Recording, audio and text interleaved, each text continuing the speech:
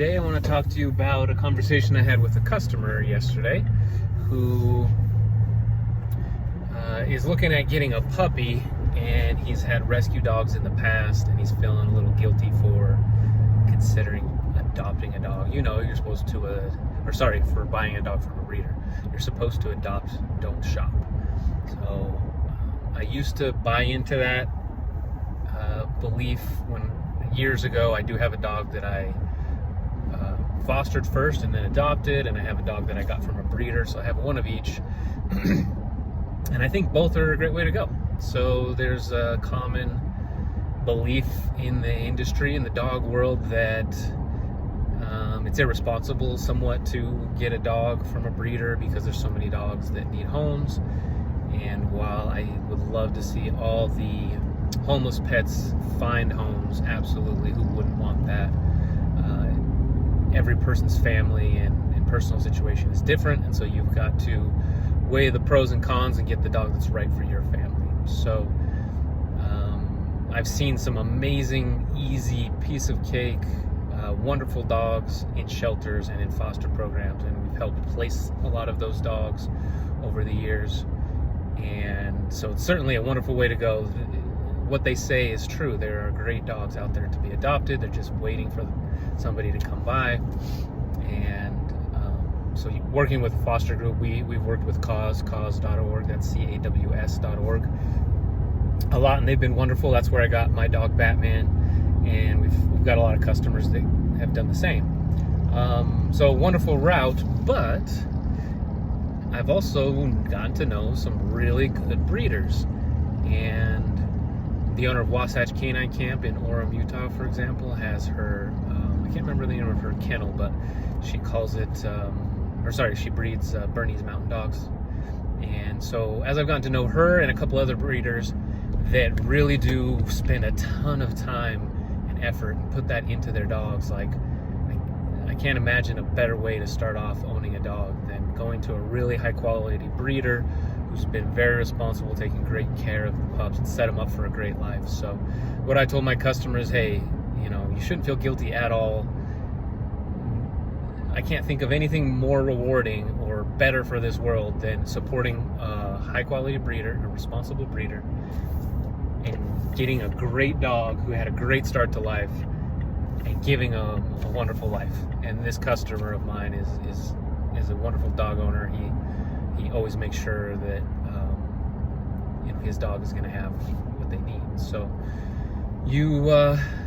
it's a great way to go. There's no problems with that. I don't see why can't both of those worlds exist simultaneously. Like if adopting is the right move for you right now in your life, great. It was for me. I felt good helping Batman. He came with a lot of baggage, and a lot of dogs that get adopted or in foster and shelters, they do have baggage. They just do.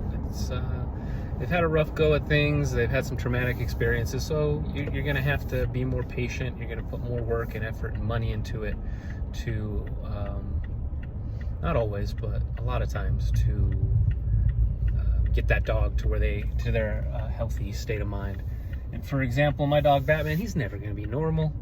He's kind of a high drive dog anyways, but even without that, even if I had got him as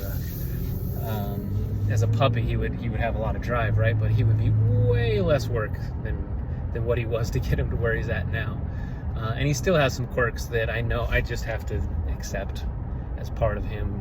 Part of it's his personality, and the other part of it, I could say it's maybe 50-50. The other part is his upbringing, where he just had some traumatic experiences, and so he's extra protective around people, and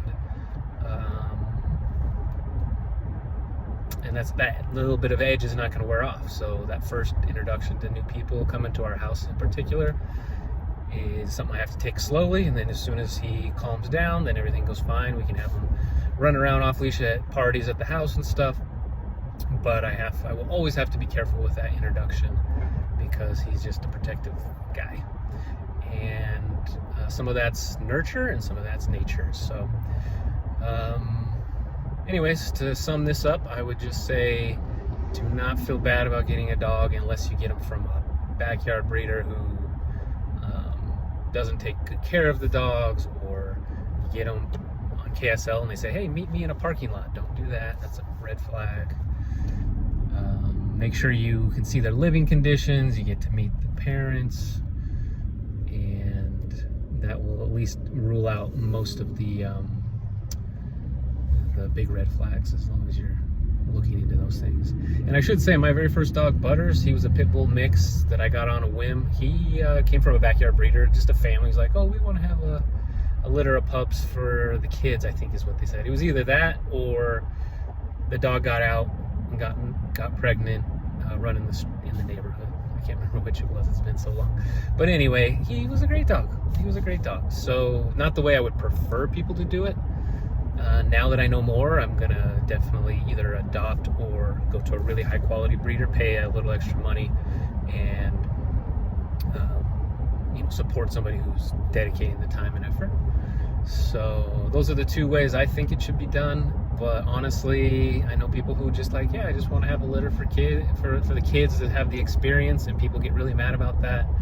And I think that it can be a great experience.